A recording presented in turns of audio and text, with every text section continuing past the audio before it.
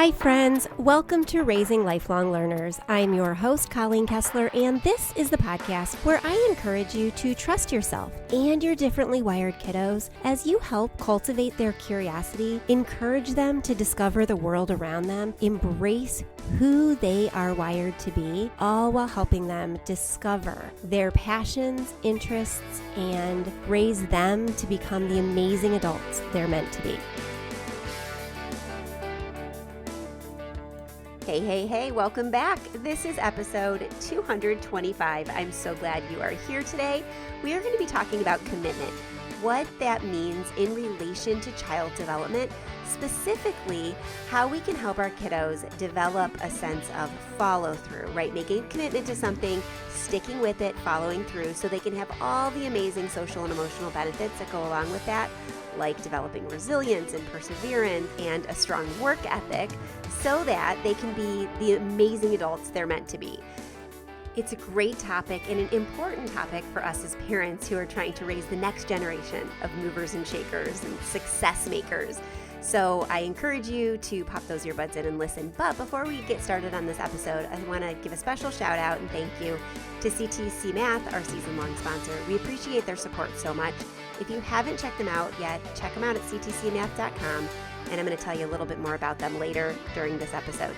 The other thing I wanted to mention to you is if you've been on the fence about joining the Learners Lab, now's the time. We are going to be spending the next month diving deeply into this idea of commitment with activities for kids to help them set goals, follow through, learn to have a strong sense of work ethic and commitment, as well as have some masterclasses for parents all about diving deeply into this and really understanding how being committed to a goal helps our kids develop and how we can help foster that, and the normal Q&As that we have, group coaching sessions, along with some great new fun things coming up. If you are listening to this when the podcast episode was originally released, the Learners Lab is open right now for a couple more days. If you are listening to this on a replay or after the Learners Lab has closed, no problem. Just sign up for the wait list because we do some pop-up opens here and there, and you'll be the first to know when we open to new members again early in 2024. I can't wait to see you in there, and I can't wait to share this topic with you. So pop your earbuds in, put on your walking shoes, go escape for a little while or tackle some chores, and let's get on with today's episode.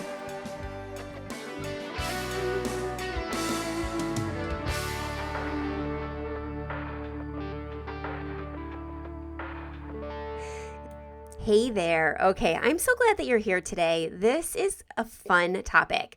Like I said in the introduction, we're diving deeply into this topic in the coming month in the Learners Lab. So I've been really steeped in research about it and how to help our kids become more committed to whatever it is they want to do.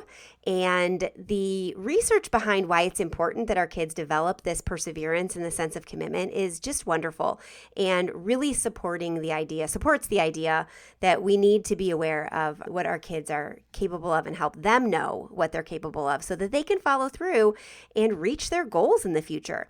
You know, we know that parenting and homeschooling comes with its own unique set of challenges, right? Especially when we are homeschooling or parenting quirky, outside-the-box thinkers, creative kids, differently wired kids, neurodivergent kids, gifted, twice exceptional, whatever.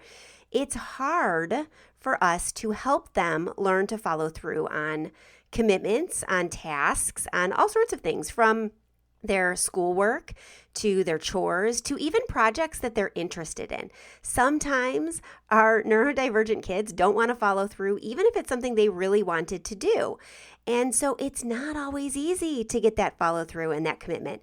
Today, we're going to explore some different strategies to make that journey to a more committed human being and a more perseverant person a little bit smoother so that we can work together to encourage our kids to be strong in their sense of commitment. So within the context of child development and what we're talking about today, commitment is more than just completing tasks. It's about building character, instilling discipline, and fostering resilience.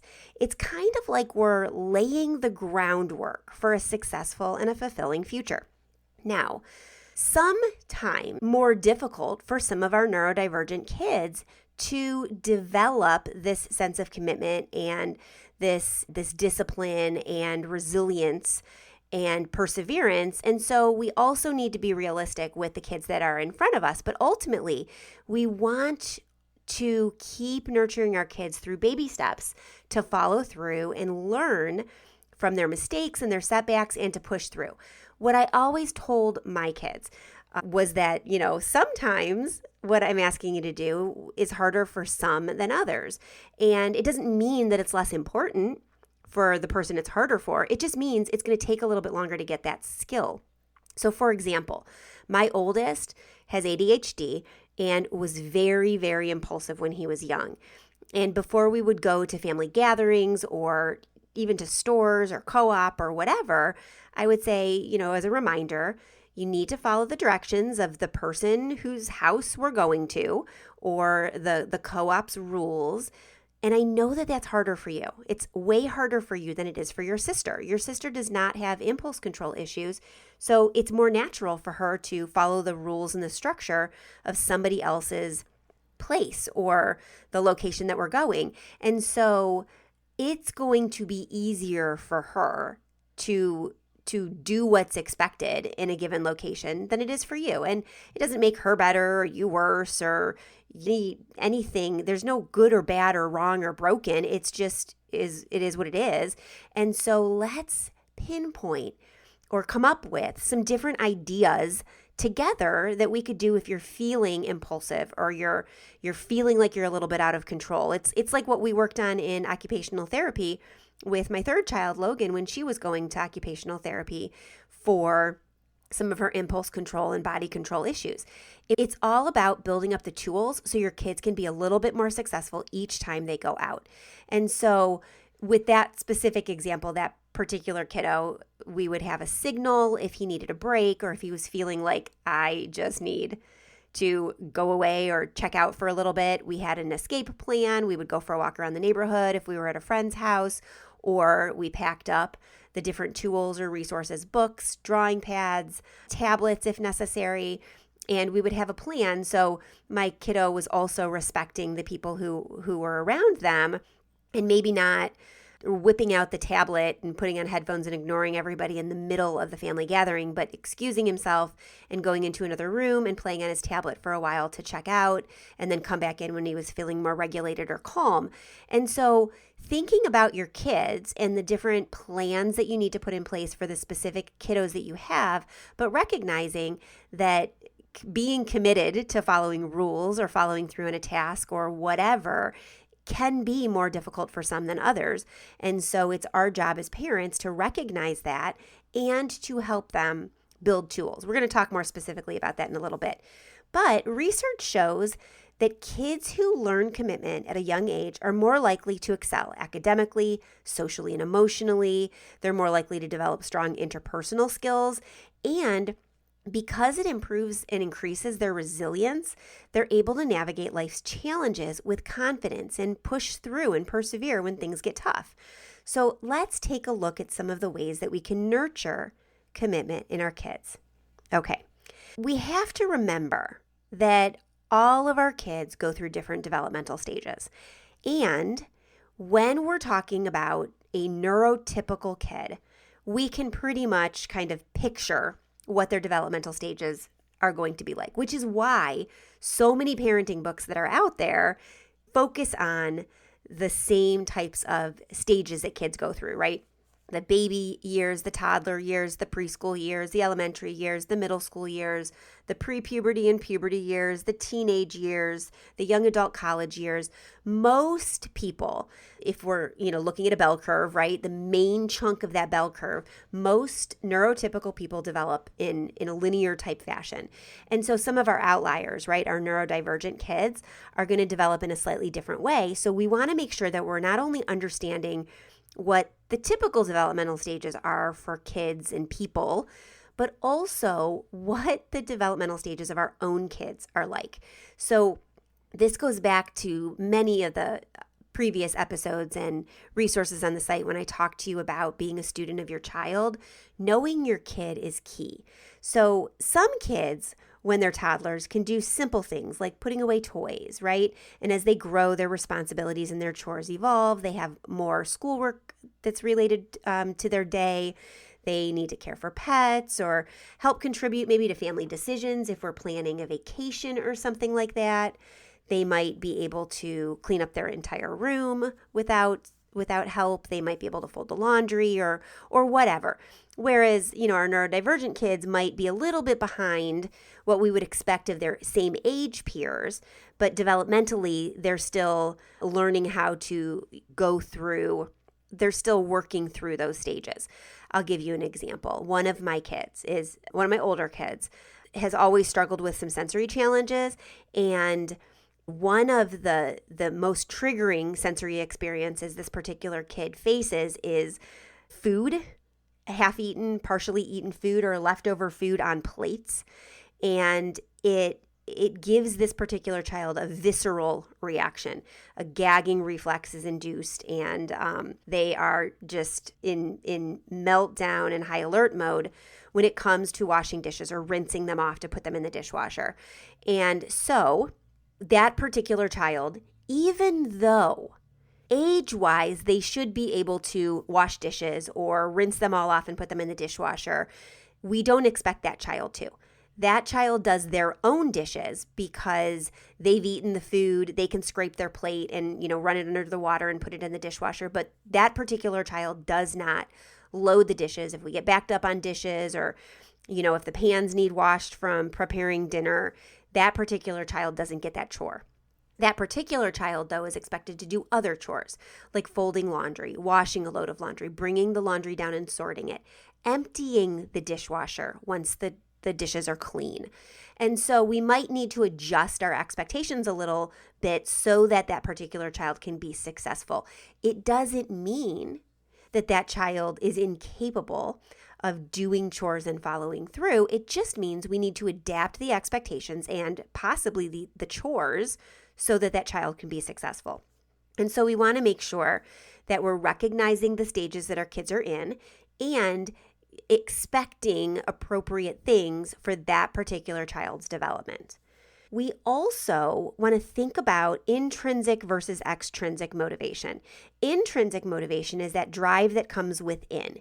It's what ultimately we want to nurture in our kids because we want our kids to grow and mature to the point where potentially they can live on their own, right? And so we want them to have the internal motivation to prepare healthy meals, clean up after themselves, take care of their own belongings, that kind of stuff. We also may need to start with extra motivation, external rewards, an allowance or extra computer time or something for doing something else. And there's nothing wrong with external rewards. I've given them all throughout my kids' childhood. And sometimes we say, no, you just need to do this because you're a member of our family. And other times we're like, you know what? If you can get this done, you can have extra time on the computer tonight or whatever. There's nothing wrong with doing what needs to be done. Ultimately, though, we want to move our children from needing that extrinsic motivation and external rewards to being motivated from within so they're able to have that internal drive to do the things they need to do and follow through. Think about how you could potentially, in order to foster that intrinsic motivation, align the commitments that you are expecting your kids to follow through with, or when you're helping them find and make commitments of their own. See if you can figure out a way to align them with their interests. So maybe if your child is one that loves animals, they could be the one whose responsibility it is for feeding and watering pets, taking them outside, cleaning up the dog poop in the yard, whatever it is. But the pets can be their responsibility. They could also, as they grow and get older, perhaps develop their own commitments or goals of volunteering at an animal shelter or walking the neighbor's dog or earning money for a pet that they've always wanted. And so we help them through this when we tap into their interests by not only helping them learn to foster and follow through on commitment, but exploring their passions and their interests, and then potentially even leading to volunteer opportunities or career paths that they could go down. We want to remember that when we're helping our kids learn to make and follow through on commitments, that we're helping them set realistic goals. We want them to understand that they're only setting themselves up for failure if they're setting unachievable or unattainable goals. So we want to make sure we're doing the same. I know that personally, I can be guilty of this. I can set a goal for myself to get a whole bunch of things done in a day that there's just no way any human being could actually get done in a day. And it's something that I struggle with all the time. In fact, my husband jokingly says to me often, nobody can live up to your expectations, not even you, because it's just not possible to get all the things done that I think I can get done in a day. And so we want to help our kids see that so that they can set achievable goals. It's crucial. For a younger kiddo, a goal might be finishing a coloring page independently, or doing 2 pages in their handwriting workbook if you have a handwriting workbook. Or for my kids, it's my younger kids, they do 2 lessons of CTC math every day, a minimum of 4 days a week. That's our goal. That gets us 4 days of math, right? But what it really gets us is 8 lessons of math a day. So that later, if we're taking an extra week or 2 off for the holidays, like right now as I'm recording this, my husband, who is a teacher, is off for winter vacation, and we don't get a whole lot of schooling done. I love my husband. He is a teacher. He understands the value of education, and he writes lesson plans and follows through with them every day, but he disrupts our flow in our homeschool. And when he's home, we just want to see him. And so we're not focused on getting all the math done.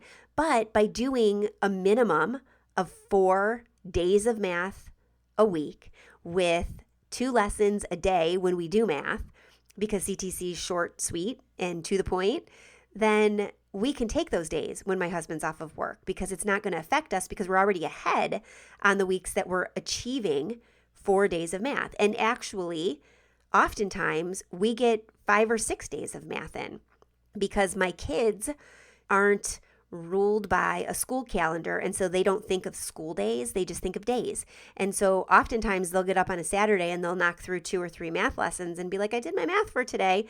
And that's great, because now we're even a little bit more ahead and have some wiggle room.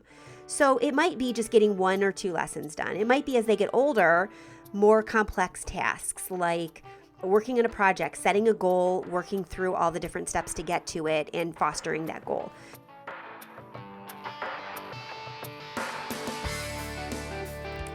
Okay, you have heard me talk for the last 1.5 years about CTC math.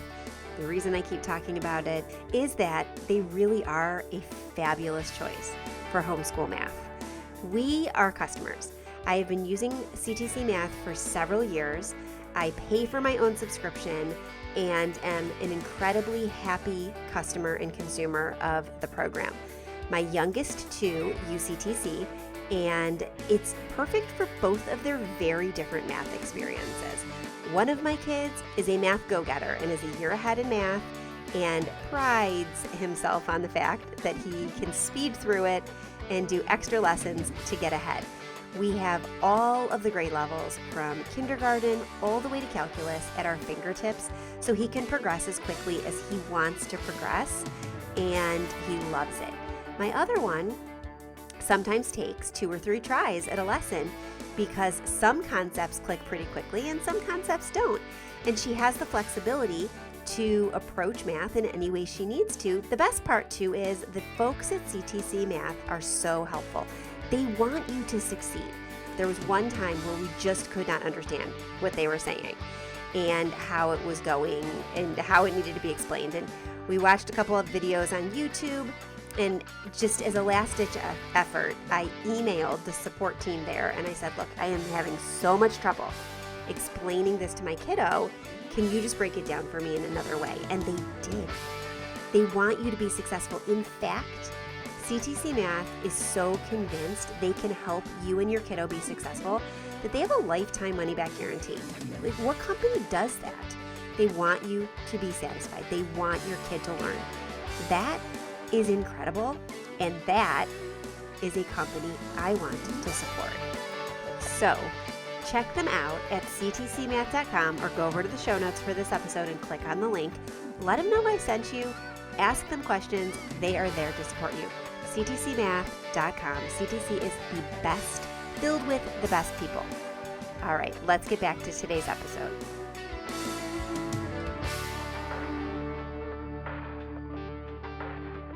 Be flexible when we're adjusting our expectations with our kids. Recognize that what worked for a 6-year-old might need modification for a 10-year-old. We want them to grow and develop and become who they're meant to be. Also recognize that what worked for one of your kids at a specific age may not work for another kid at a specific age.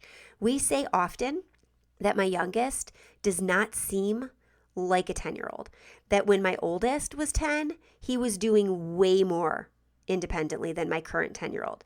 But my current 10-year-old is the baby of 4, and his 3 older siblings have very big, dominant personalities, and they're bigger than him. He is 4 years younger than the next youngest child.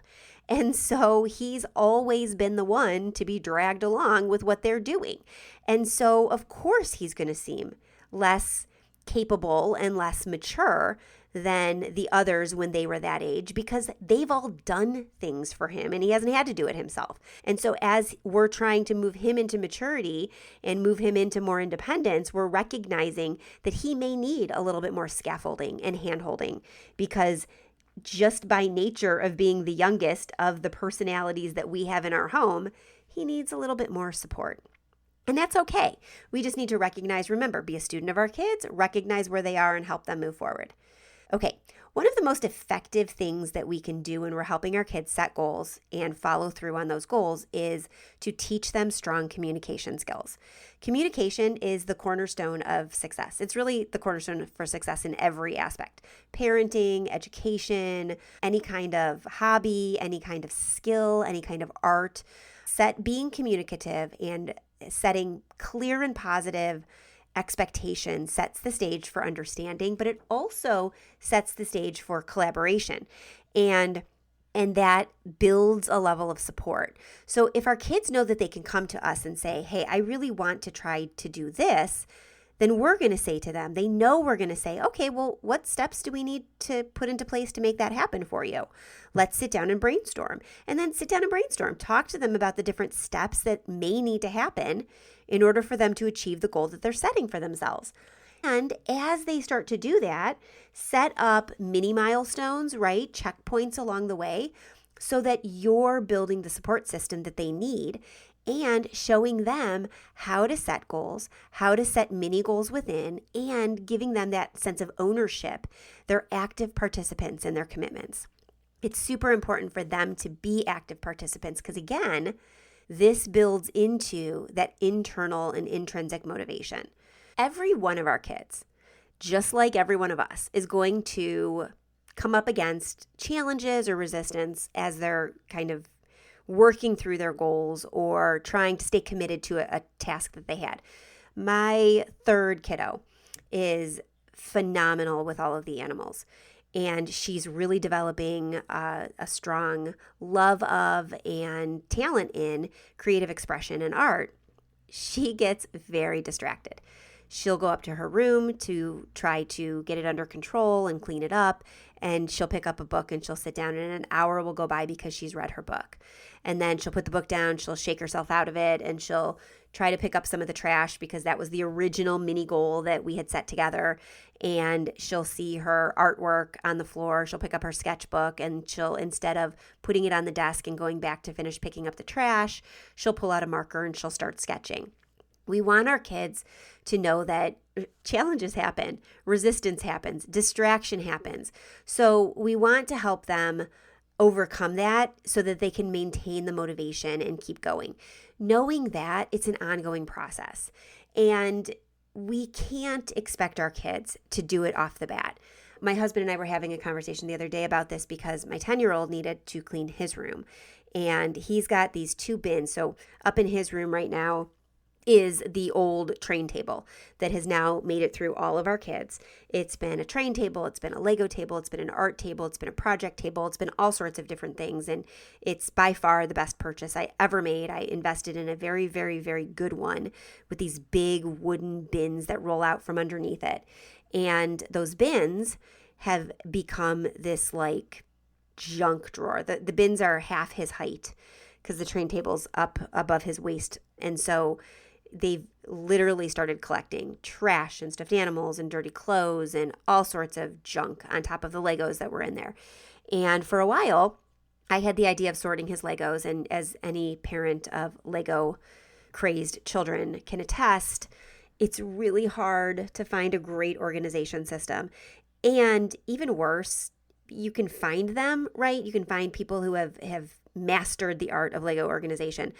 But the daunting task of getting them organized in the first place and then following through and cleaning them up after each use is so overwhelming.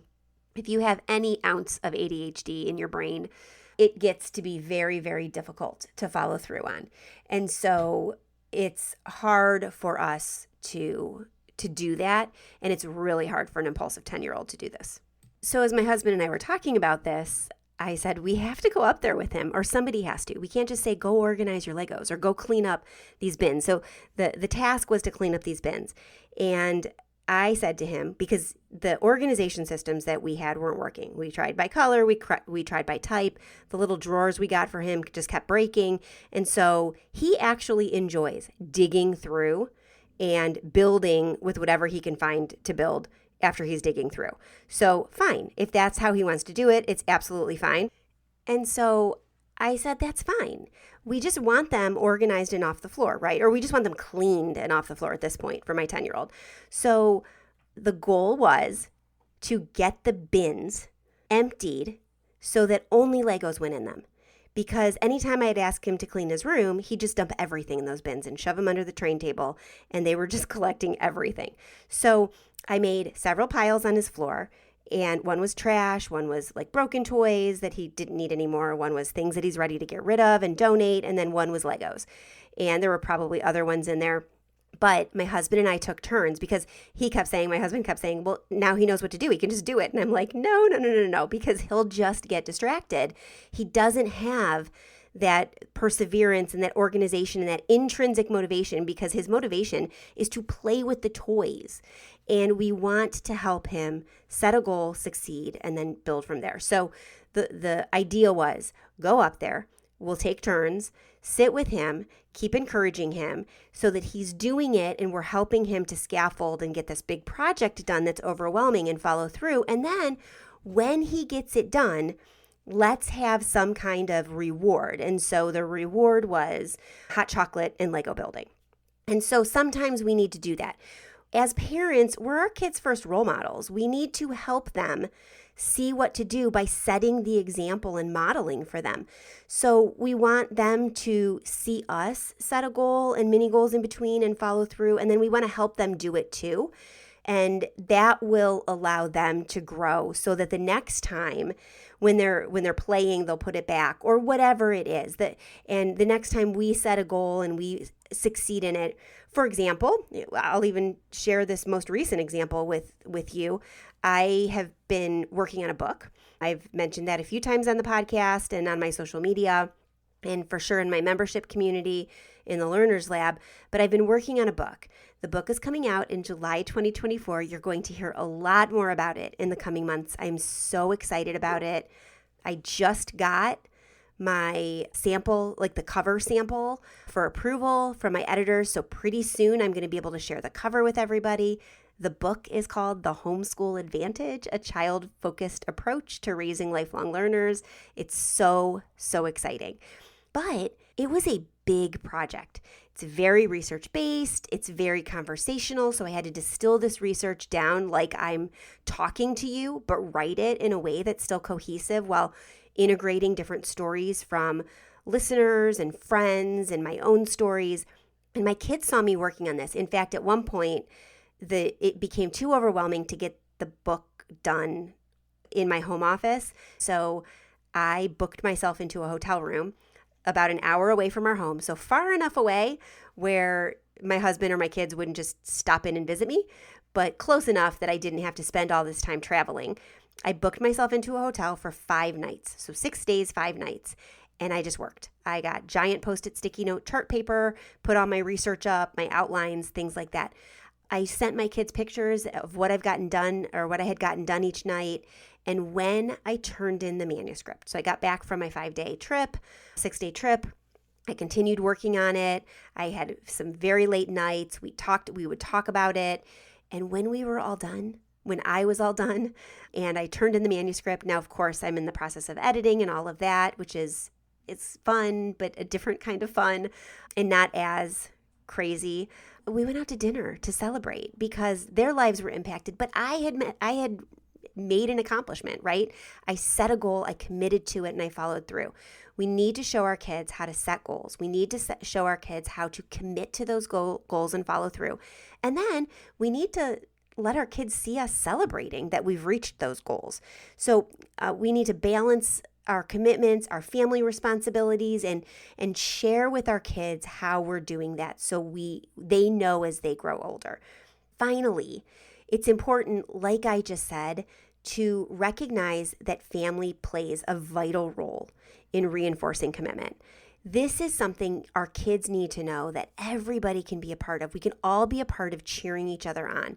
We can all support one another. Our kids can go to shows that their siblings are in, or basketball games that their siblings are playing in.